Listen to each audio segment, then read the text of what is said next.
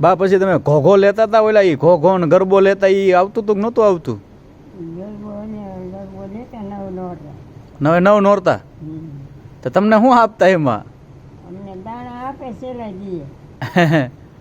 ઘરે ઘરે ઉઘરાવા જાય દાણા વેચીને પછી ઘઉં લઈને ભરાઈને લાપસી કરીને બધા ખાઈ.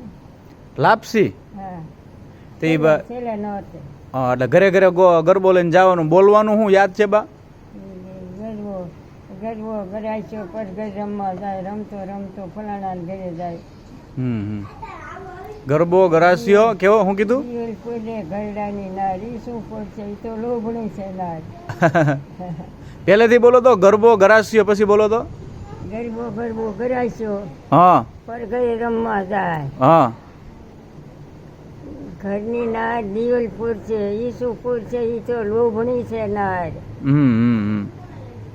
વાહ વાહ વાહ.